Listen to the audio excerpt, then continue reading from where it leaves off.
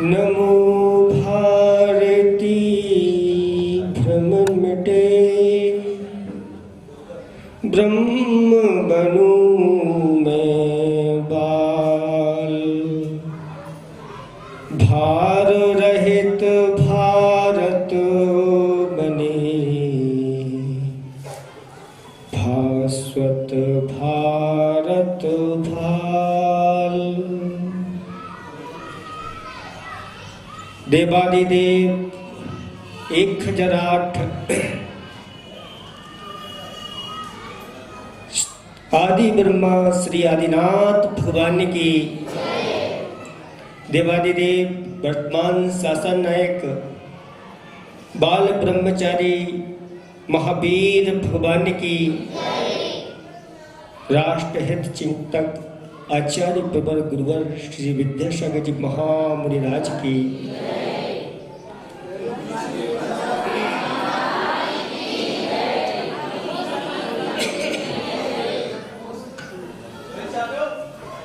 राष्ट्र धर्म प्रेमी भव्य बंधुओं आत्माओं, आज जिस विषय को लेकर के आप लोग यहाँ पर बैठे हैं, यहाँ बैठने का भाव आप लोगों का हुआ है, ये आपकी राष्ट्र के प्रति भक्ति ही दिखाई दे रही है। और इसका मुख्य विषय क्या है? तो आचार्य भगवंत कहते हैं कि हमारी मातृभाषा।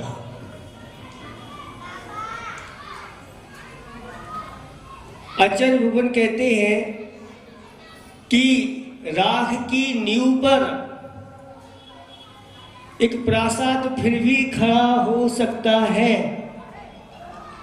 लेकिन बिना मातृभाषा के इस राष्ट्र का निर्माण नहीं हो सकता।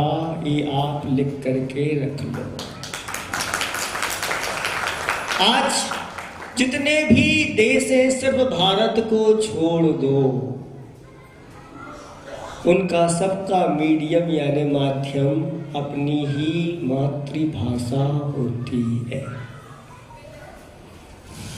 लेकिन भारत की दशा ये कैसे हो गई, कब हुई, तो इसको सब जानते हैं। आचार्य भगवंत ने एक हाइकू लिखा है, उड़ना भूली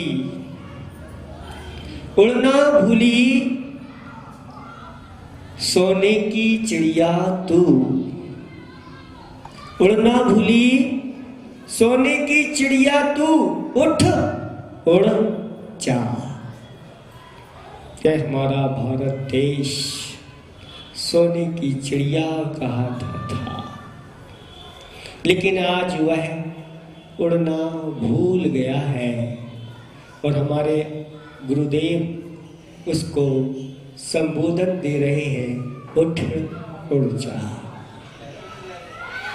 ये तभी उड़ सकती है जब उसको अपनी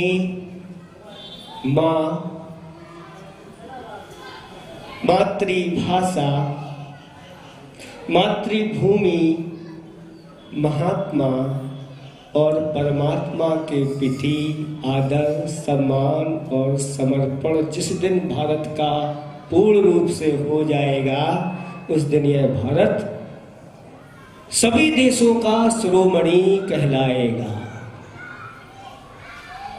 सभी देशों में भारत अग्रणी होगा। अभी भी कुछ चीजों में भारत अग्रणी है। वो दुनिया में वो चीज नहीं मिलती जो भारत में मिलती है। लेकिन फिर भी भारतीय लोग अपनी मातृभाषा के अभाव में, यानी मातृभाषा के शिक्षण के अभाव में वह विदेशी ही सारी चीज़ों को महत्व देने लग गए, जैसे अभी पूर्व वक्ताओं ने आपके सामने रखा। उसी को भी आप ज़्यादा पसंद करते हैं। Made in Japan, made in China, made in अनेक प्रकार के, और उसकी ओर आप आकर्षित हो जाते हैं। लेकिन इतने सारे के सारे भारत के अलावा जितने भी देश हैं वो मिलकर के वो चीज़ नहीं बना सकते जो हमारा भारत बनाता है। आज इस भारत में ऐसे महान संत हमारे गुरुदेव पूज्य श्री विद्यासागर जी महाराज, जो बाल ब्रह्मचारी हैं, बचपन से ही बाल ब्रह्मचारी है, और उनका पूरा का पूरा संघ भी बाल ब्रह्मचारी है। पंचशीलों का पालन करने वाले ऐसे महान संत मेड इन इंडिया में ही हो सकते हैं और कहीं नहीं हो सकते। इसलिए हमें अपनी मातृभाषा को सबसे पहले प्रधानता देना है। जैसे अभी महाराज श्री ने बताया, बोलो यहाँ पर इतने सारे लोग बैठे हैं, कितने लोगों के बच्चे इंग्लिश मीडियम में पढ़ते हैं? थोड़ा सा हाथ तो उठाएं। देखो उठाना नहीं चाह रहे हैं। कितने के बच्चे हिंदी मीडियम में पढ़ते हैं? हाथ उठाएं। वो भी नहीं उठ रहा है। क्यों? क्योंकि आप सबके सामने उठा देंगे तो हमारी पोल हमारे आचार्य भगवत ने एक दोहा लिखा है, मात्रा मौलिक कब रही, मात्रा मौलिक कब रही, गुणवत्ता अनमोल। मात्रा मौलिक कब रही, गुणवत्ता अनमोल। और जितना बढ़ता ढोल है उतनी बढ़ती पोल, जितना ढोल बढ़ता चला जाता है उतनी पोल भी बढ़ती चली जाती है। और आपकी दशा भी यही हो रही है। इसलिए आप लोग हाथ नहीं उठा पा रहे गुरुओं के सामने कि हमारे बच्चे इंग्लिश मीडियम में पढ़ते हैं, जबकि इंग्लिश मीडियम के माध्यम से ऐसा मस्तिष्क संबंधी अनुसंधान डॉक्टरों ने किया, और इंग्लिश बोलते हुए मस्तिष्क की एमआरआई कराई गई, और हिंदी बोलते हुए एक की एमआरआई कराई गई। और रिपोर्ट में आया कि जो इंग्लिश मीडियम का बच्चा है, इंग्लिश बोलने वाला है, जिसने शुरुआत से ही इंग्लिश सीखी है, उसका सिर्फ आधा मस्तिष्क ही सक्रिय है, आधी कोशिकाएं इसकी सक्रिय हैं। पूरी मस्तिष्क की कोशिकाएं सक्रिय नहीं हो पाती। लेकिन एक हिंदी बोलने वाला, संस्कृत बोलने वाला जो होता है, उसका पूरा का पूरा मस्तिष्क सक्रिय होता है। अब जिसका आधा मस्तिष्क सक्रिय है, आधा, इंग्लिश में क्या बोलते हैं उसको? मस्तिष्क को क्या बोलते हैं? माइंड। और अगर आधा तो क्या बोलते हैं? हार्ट। तो बताओ कितने लोग हैं यहाँ पर जो अपने बच्चों को हाफ। आप लोग हंस रहे हैं, हंसने से काम नहीं चलेगा। हम तो ये मानते हैं कि जो ऐसा कर रहे हैं वो भी बुरा नहीं मानना भैया। ये तो इस प्रकार का अनुसंधान हुआ है, डॉक्टरों के द्वारा हुआ, और पत्रिका में पूरा पूरा वह अनुसंधान का लेख आया है। देखा देखी ये सब चीज आप लोग करते चले जा रहे हैं। वास्तव में अपनी मातृभाषा के अभाव में हमारी जो संस्कृति है, हमारी जो सभ्यता है, हमारे जो संस्कार हैं, वह सब लोप होते चले जा रहे हैं। हमें पता नहीं। अभी यहाँ पर एक मंगलाचरण हुआ, उस मंगलाचरण में कुछ शब्द आए कि हमारा जो विद्यालय है ये क्या है? विद्या का मंदिर है। विद्या का क्या है? मंदिर है। उस मंदिर की मूर्ति क्या है? बोलो।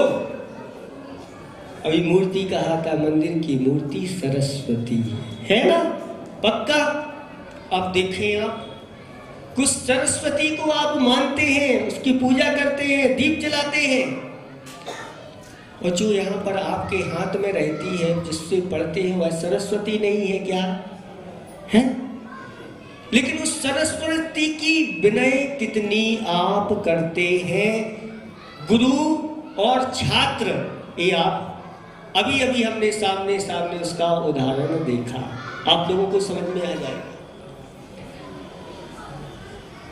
कि बच्चियां अपने उस बैग को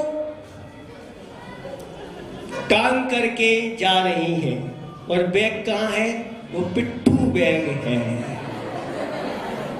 हंसना नहीं आप लोग, एक बहुत रहस्य की बात बता रहे हैं। हमारा पतन यहीं से प्रारंभ हो रहा है। हमारे गुरुदेव कहते थे, जब हम पढ़ते थे तो हम अपनी सरस्वती को कैसे ले जाते थे? विद्यालय में जब जाते थे तो अपने सिर पर रखे ले जाते थे, और वही संस्कार उनके अंदर आए, और आज पूरा का पूरा भारत उनके चरणों को अपने सिर पर रखने के लिए लालायित है। फिर धीरे धीरे ये विनय समाप्त होने लगी, और सिर से वह सरस्वती हृदय पर आ गई। जब हम लोग पढ़ते थे तो ऐसे करके सरस्वती को हृदय से लगा करके जाते थे, और उसी सरस्वती की कृपा हुई कि आज हम यहाँ पर बैठ गए, पूज्य हमें उसने बना दिया। लेकिन फिर धीरे धीरे वह सरस्वती मस्तिष्क से हृदय पर आई, और हृदय के बाद अब वह बोझ बन गई। लोग पीठ पर, बच्चे लोग हैं, उसको पीठ पर लाद करके ले जा रहे हैं। अब इसको लादना पड़ रहा है। वो पीठ पर आई तो ऐसे लोग जो है, वह उनकी सोच किस प्रकार की होगी आप समझ सकते हैं। लेकिन अब तो इतनी अति हो गई कि पीठ पर से वह नीचे पृष्ठ भाग पर पिट्ठू बैग के रूप में लटकती हुई वह सरस्वती जा रही है। बताओ भारत की स्थिति क्या होगी? बताओ शिक्षकों, क्या ये अच्छा है? अच्छा नहीं है तो फिर आप इस प्रकार के सिद्धांत क्यों नहीं बना रहे कि हमारे स्कूल में सरस्वती की विनय होगी? सरस्वती की विनय होगी तो सरस्वती को पढ़ाने वाले गुरुओं की भी विनय होगी। और विद्या ददाति विनयम विनयाति आदि पात्रता पात्रत्वाद धर्माप्नोति धनाद धर्मा, ये नीति श्लोक प्रसिद्ध हैं। इनको अपने जीवन में क्यों नहीं उतारा जा रहा है? तो ये मीडियम ऐसा आ गया है जिसके माध्यम से हमारे अंदर वो संस्कार नहीं बैठ रहा है। और अंग्रेजों ने इस भारत को भारत न रह करके क्या बना दिया? इंडिया बना दिया। आप जानते हैं कि इंडिया का अर्थ क्या होता है? आप डिक्शनरी में देख सकते हैं, ढूंढोगे तो मिलेगा। और इंडिया का अर्थ होता है असभ्य। क्या होता है? असभ्य। और इंडिया में रहने वाले कौन कहलाते हैं? इंडियन। इंडियन का अर्थ वहां निकाला अपराधी। असभ्य और अपराधी लोग जो होते हैं वो इंडियन कहलाते हैं। अब बताओ, आप चाहते हैं कि हमारा ये भारत इंडिया रहे और हम इंडियन बने, लेकिन पसंद तो हम इंडियन कहना और इंडिया कहना ही कर चाहते हैं। आखिर हम कैसे उन्नत बन पाएंगे? आप विचार करिए, क्योंकि उनकी सोच ऐसी थी। ये सब लोग जो है ना, हम लोग ही पढ़े लिखे हैं, बाबू हैं, बाकी ये सब भारत के। लॉर्ड मैकाले की जो नीति थी, वह नीति उसके पिता ने उसको दिया कि यहाँ पर भली भारत ये आज़ाद हो जाए, लेकिन यहाँ पर ऐसी शिक्षा पद्धति लागू करो कि ये लोग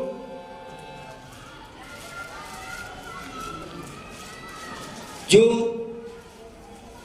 इंडिया है या अंग्रेजी है, अंग्रेजी के माध्यम से यह भली आज़ाद हो जाए, लेकिन अंग्रेजियत इनके जीवन में उतर आए, उसके एक गुलाम बन जाए। और वही अपनाया गया। और आज पूरा का पूरा भारत वर्ष हर चीज में इंग्लिश के बिना कोई काम नहीं चल रहा है। चाहे वह बड़े बड़े स्थान हो, चाहे बड़े बड़े पद आदि हो, उनमें सब में ही इंग्लिश। अपनी मातृभाषा को छोड़ करके आज राष्ट्र की कौन सी भाषा है आपकी? पूछना चाहते तो अभी राष्ट्र की कोई भाषा निर्धारित नहीं की गई है। सारे के सारे कार्य इंग्लिश मीडियम के माध्यम से यही हो रहे हैं, न्यायालय आदि में सब जगह। जब न्याय की बात होती है और जो वादी प्रतिवादी रहते हैं, वकील साहब उनसे सब हिंदी में ही तो पूछते हैं। और जब न्याय आदि का दिया जाता है रिजल्ट, तो इंग्लिश में लिख करके पूरा दिया जाता है। सामने वाला तो पढ़ा लिखा है नहीं, पूछता है क्या हुआ, पूरी रामायण हो जाती है लेकिन उसे पता ही नहीं कि इसका सार क्या निकला। ये भारत की इस प्रकार की नीतियाँ चल रही है, आप लोगों को अच्छी तरह से समझना है। बहुत देर से आप लोग यहाँ पर बैठे हैं, इस प्रकार के कार्य आप लोग करते चले जा रहे हैं। गुरु महाराज समझाते हैं लेकिन समझते नहीं, वही की वही। इंग्लिश मीडियम के माध्यम से बच्चे के लिए कितना पुरुषार्थ करना पड़ता है, कई गुना 5 गुना पुरुषार्थ हिंदी मीडियम की अपेक्षा से इंग्लिश मीडियम में करना पड़ता है। शुरू से ही इस प्रकार से करता है, लेकिन उसके कुछ भाव समझ में उसको नहीं आते, सिर्फ रट्टू टोटा बन जाता है। अपने निर्णय लेने की क्षमताएं नहीं रहती उसके पास, बहुत सारी है।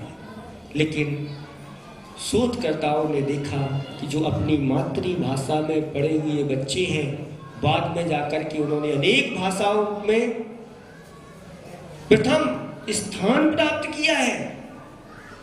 उनकी गुणवत्ता इंग्लिश मीडियम के माध्यम की अपेक्षा से 5 गुनी उनके अंदर ये पाई जाती है। लेकिन हम सब देखा देखी ही करते चले जा रहे हैं। अच्छा, सीधे खाई को लिखा है, पीछे तो देखो पिछलग्गू ना बनो, पीछे रहोगे। पीछे देखो ना, पीछे अपने इतिहास को देखो, अपनी संस्कृति सभ्यता को देखो। पिछलग्गू नहीं बनो। पिछलग्गू अगर आप बन गए तो हमेशा पीछे रहोगे। पिछलग्गू का अर्थ भेड़ चाल कहलाती है। एक भेड़ के पीछे दूसरी भेड़ हो गई तो क्या होगा? एक भेड़ अगर गड्ढे में गिर गई तो सारी की सारी गिरती चली जाती है और कोई रुकने वाला नहीं, ना रोकने वाला होता है। ये सब चल रहा है। आज आप देख रहे हैं इस पढ़ाई का इतिहास क्या बन रहा है और किसके लिए आए थे और क्या कर रहे थे। ऐसी दौड़ में शामिल आप लोग नहीं हो। महाराज जी ने गधा शब्द भी लिया था। दो दौड़ें होती हैं, एक होती है गधों की दौड़ और एक होती है सिंह की दौड़। सिंह की दौड़ है और एक गधों की दौड़ है। दो दौड़ें चालू है। हुआ यूं, एक सिंह गधों की दौड़ में शामिल हो गया और उधर से एक गधा सिंह की दौड़ में शामिल हो गया। और जब दौड़ हुई तो गधों की दौड़ में सबसे पहले कौन आगे पहुंचा? सिंह पहुंचा और उसका सम्मान हुआ कि ये गधों की दौड़ में प्रथम आया है, इसलिए गधों में भी ये महा गधा है और उसका सम्मान हो गया क्योंकि वह जीत गया था। और दूसरी दौड़ हुई जो सिंहों की थी और उसमें एक गधा भी शामिल हो गया था। गधा तो गधा ही है, आगे तो निकल ही नहीं सकता, हार गया, लेकिन उसका भी सम्मान हुआ कि ये गधा होकर के भी सिंह है क्योंकि सिंहों की दौड़ में शामिल हुआ। आप लोग समझ रहे होंगे हमारी बात को अच्छी तरह से। आप लोग कौन सी दौड़ में दौड़ रहे हैं? हमारे आचार्य भगवंत कहते हैं कि देखो, इस अपनी मातृभाषा अपनी नींव है, एक मूल है और मूल के बिना आप चूल तक कभी पहुंच नहीं सकते। अगर आप सुन रहे हो, समझ में आप लोगों को आ रहा है कुछ, तो आज संकल्प ले लो, चाहे कुछ भी हो जाए, हमें तो अपने बच्चों को मातृभाषा के माध्यम वाले इसी स्कूल में पढ़ाना है। तो आप अपने आप को सुरक्षित रख सकते हो, अपने बच्चों को भी सुरक्षित रख सकते हो तो नहीं। आज आप क्या चाहते हैं, ये क्या सोच हो गई है? आज हर बच्चों से पूछो, बच्चियों से पूछो कि पढ़ करके आप क्या करना चाहते हैं। बताएं आप क्या बनना चाहते हैं। ये बैठी हैं दो बहनें, बच्चियां। शिक्षक। आप क्या बनना चाहती हैं? शिक्षक। बहुत अच्छा। हमारा ये कहना है, प्राय अधिकतर ये बच्चियों और बच्चों के लिए यही यहाँ पर पढ़ लिख करके वो कहते हैं मेरी अच्छी जॉब लगे। कहीं मैं गलत तो नहीं बोल रहा हूँ? बोलो, शिक्षकों बच्चों का ही रहता है जॉब लगे, और जॉब भी अच्छी जॉब लगे, है ना। सारे बच्चों को, प्राय दो चार बच्चे ना हो लेकिन अधिकतर बहुतायत बच्चे बच्चियों की यही धारणा है ना। बहुत अच्छी धारणा। और हमारे पास भी आ जाते हैं, महाराज हमारे लिए अच्छा आशीर्वाद दो, मेरी भी अच्छी। तो हम पूछते हैं, भैया ये जॉब क्या कहलाती है? क्योंकि मैं तो हिंदी मीडियम का हूँ, इंग्लिश मीडियम का नहीं हूँ। ये जॉब का अर्थ क्या होता है बोलो? जॉब माने होती है नौकरी, होती है ना। हम पढ़े लिखे नहीं, आप ही लोग बताओ, इंग्लिश मीडियम के आप लोग हैं। आप बताइए जॉब माने क्या होता है? नौकरी। तो क्या बनना चाहते हैं आप? नौकरी करने वाला नौकर, है ना। सब समझ में आ रही है हमारी बात? हाँ। तो अब आप हमारे पास आए हो और हमसे कहते हैं महाराज हमारी अच्छी जॉब लगे, तो क्या मैं आपको ऐसा आशीर्वाद दे दूं, एक आप अच्छे नौकर बनो। इनको भी आशीर्वाद दे रहे, आप अच्छी नौकरानी बनो।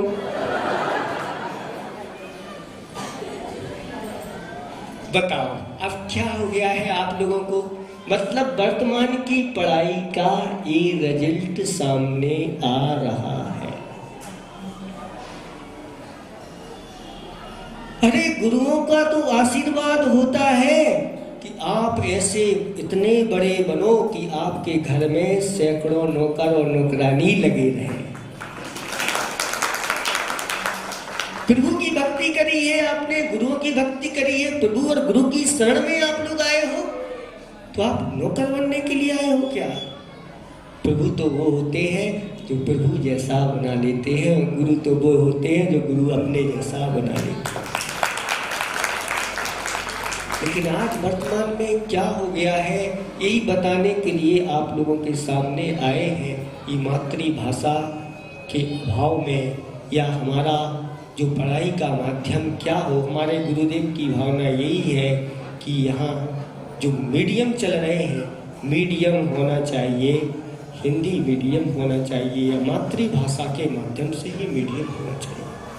हमारे गुरुदेव ज़्यादा नहीं पढ़े, अभी बताया था ना, 9वीं तक पढ़े हैं, लेकिन भी अपनी मातृभाषा में, वो मातृभाषा उनकी हिंदी नहीं थी। कौन सी थी उनकी भाषा?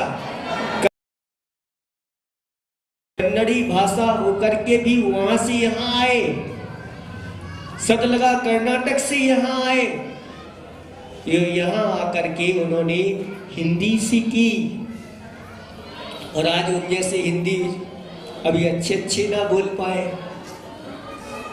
कितनी भाषाएं आती हैं, जिस जहां भी गए उन भाषाओं का तो, और उन्होंने बहुत चल ली।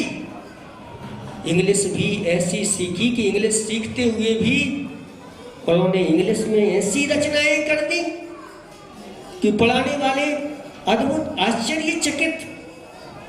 ये क्या कि मैं पढ़ाने वाला आज तक मैंने रचना नहीं कर पाई, और उन्होंने इंग्लिश में एक कविता बना करके उनके सामने रख दी।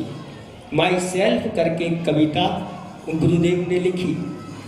ओहो positionlessness is my nature, so I M,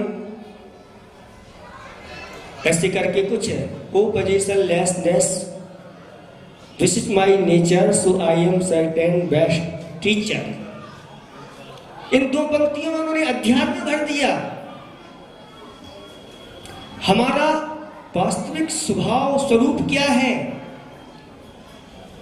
तो परिग्रह से रहित होना ही, निष्परिग्रहपना ही हमारा स्वरूप है। इसलिए हमारी आत्मा ही अपनी आत्मा का गुरु है, ऐसा करके उन्होंने एक लंबी कविता माई सेल्फ, आप पढ़ेंगे तो आपको समझ में आएगा।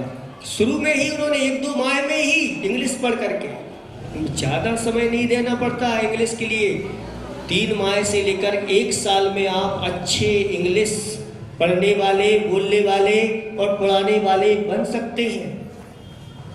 इंग्लिश पढ़ने के लिए हमारे आचार्य बहुत मना नहीं करते, अनेक भाषाओं को सीखने के लिए मना नहीं करते, आप सीखिए, लेकिन मीडियम ये नहीं होना चाहिए, क्योंकि मीडियम होने के कारण से जो बच्चे होते हैं, छात्र होते हैं, वह उनके भावों को नहीं समझ पाते, ना भावों को अच्छी तरह से रख पाते हैं, ना ही अपनी संस्कृति को सुरक्षित रख पाते हैं, ना ही संस्कारों को सुरक्षित रख पाते हैं।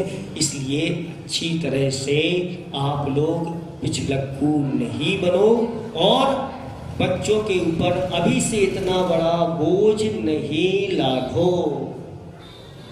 ये बोझ लादना, क्योंकि वह बोझ तो लदा है, लेकिन वह आगे जाकर के क्या बनेगा? एप्पल खाते हुए जाएगा और अंत में जेड यानी क्या बन जाएगा? एप्पल खाते हुए गया और अंत में जेड क्या हो गया? और हमारी जो भाषा है, मातृभाषा, वो आ से अरहंत भगवान से प्रारंभ होती है, या अनार खाते हुए जाता है और अंत में ज्ञानी बन करके सबको शिक्षा और उपदेश देता है।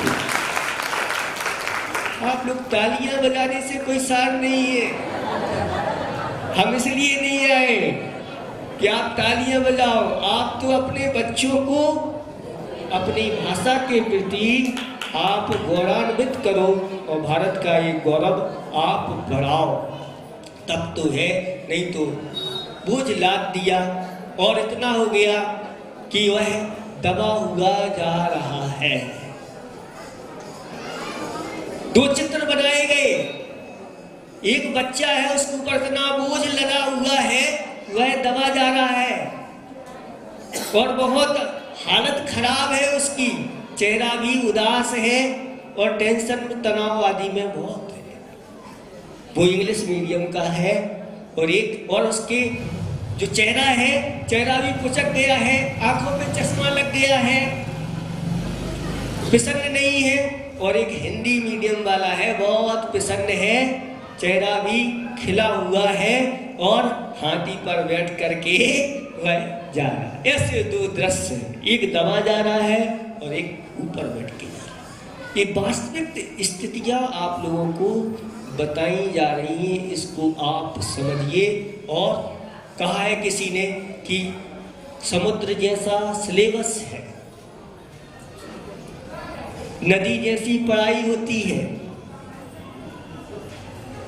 नदी जैसी पढ़ाई होती है और बाल्टी जितना क्या करते हैं, पढ़ पाते हैं, और परीक्षा में गिलास जितना लिख पाते हैं। और जब परीक्षा का नंबर आता तो चुल्लू भर नंबर आते हैं, और जब चुल्लू भर नंबर आते हैं तो उसी में डूब के ऐसी दशा हो रही है। इतना बोझ आप जबरदस्ती लाद रहे हैं। हमने तो भी पढ़ी है, मैथ पढ़ी थी उस समय, इतनी पुस्तकें थी और सारे सूत्र लगाते चले जाते थे, दिन रात एक करते थे। आज एक भी सूत्र काम में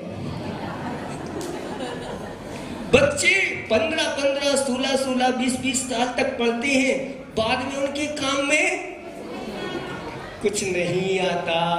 अब क्या ऐसी पढ़ाई किस काम की, जो काम में आए।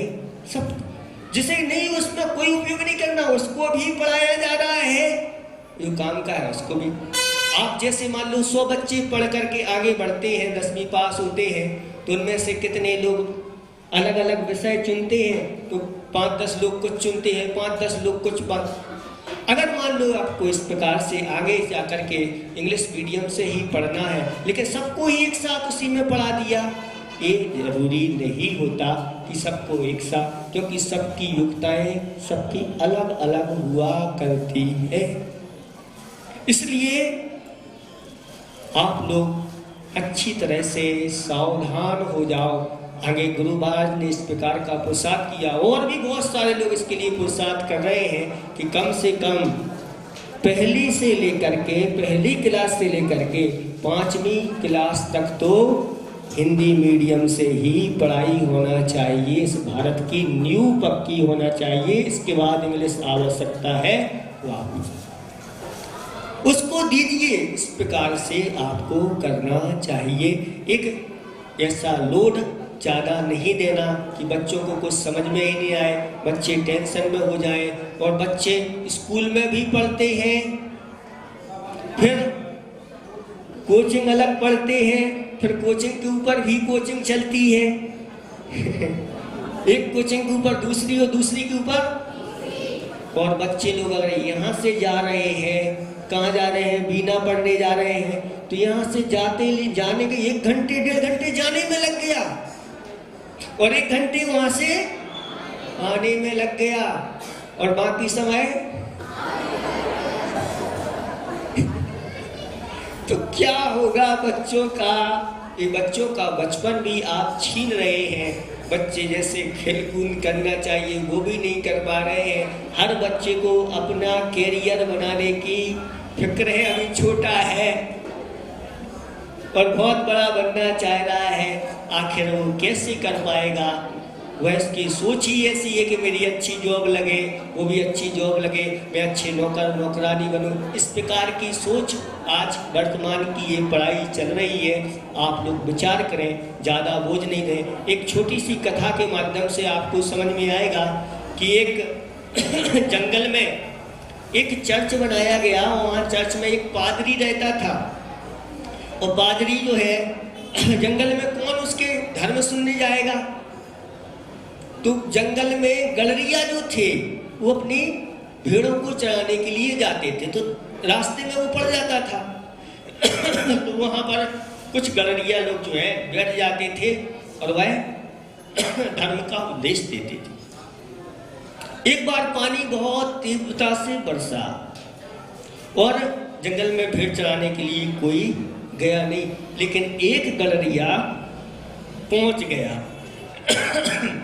और पहुंच करके वहीं जाकर के बैठ गया और उन पादरी महोदय से निवेदन किया कि मुझे धर्मोपदेश दो।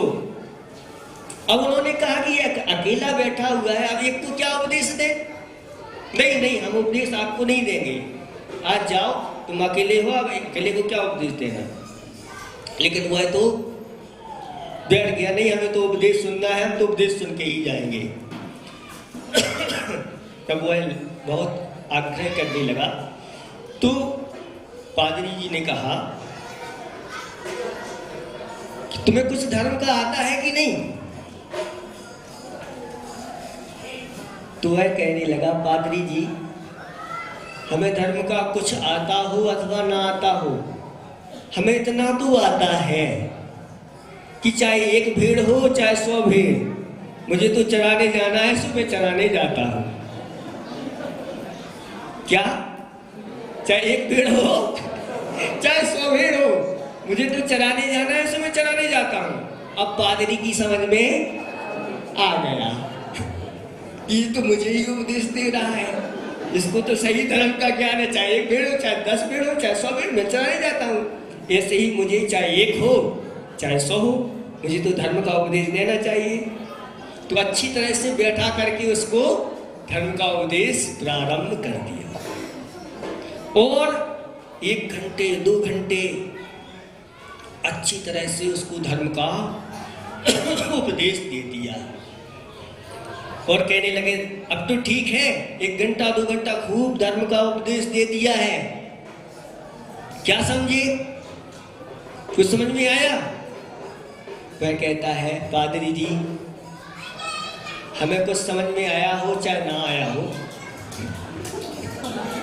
हम तो इतना समझते हैं कि हम कभी भी 100 भेड़ों की जो घास है एक भेड़ को नहीं डालते। पादरी जी कहते हैं, हमारी भी समझ में आ गई, आप लोगों की भी समझ में आ गई। अब ज़्यादा हम आपको देना नहीं चाहते, समय बहुत हो गया है, आप लोग इसको अच्छी तरह से समझो। शिक्षा का उद्देश्य क्या होना चाहिए? हित सर्जन अहित विसर्जन, हित सर्जन अहित विसर्जन शिक्षा लक्षण। बस इन 17 अक्षरों में शिक्षा का लक्षण है कि जिसके माध्यम से हित का सर्जन हो और अहित का विसर्जन हो, यही सही शिक्षा लक्षण होता है। और शिक्षक जब भी होता था उसको माध्यम से ब्रह्मचर्य का पालन करते हुए छात्र लोग शिक्षा ग्रहण करते थे, विद्या का अभ्यास करते थे, विनय पूर्वक करते थे, गुरुओं की विनय करते थे, गुरुओं को अपने हृदय में बिठा करके, सरस्वती को अपने हृदय में बिठा करके जब अध्ययन करते थे तब बहुत ही उच्च स्थान को कर लेते थे। इसलिए आप लोगों से इतना ही कहना है कि यह शिक्षा हमारी अर्थकारी नहीं होना चाहिए, शिक्षा परमार्थकारी होना चाहिए। क्योंकि अर्थ के लिए नहीं, सिर्फ पैसे के लिए नहीं, पैसों से आपका क्या होता है? जीवन चलता है। लेकिन अगर शिक्षा के माध्यम से परमार्थ की ओर अगर साथ में वह शिक्षा होती है तो उससे हमारा जीवन बनता है। जीवन चलाना तो सब जानते हैं, लेकिन जीवन को बनाना कैसे है? जीवन का निर्वाह नहीं, जीवन का निर्माण भी हमें करना है। नश्वर से अविनश्वर की ओर हमें जाना है, यही शिक्षा का लक्षण होना चाहिए। लेकिन इन सब चीज़ों को तिलांजलि देकर के ये शिक्षा की पद्धति चल रही है, ये हमारी भारतीय पद्धति नहीं, ये विदेश की पद्धति घुस गई है। इसको निकाल करके बाहर फेंको, तभी हमारा यह भारत सभी देशों का शिरोमणि बन पाएगा, नहीं तो नहीं बन पाएगा। इतना ही हम पर्याप्त समझते हैं। अहिंसा परमो धर्म की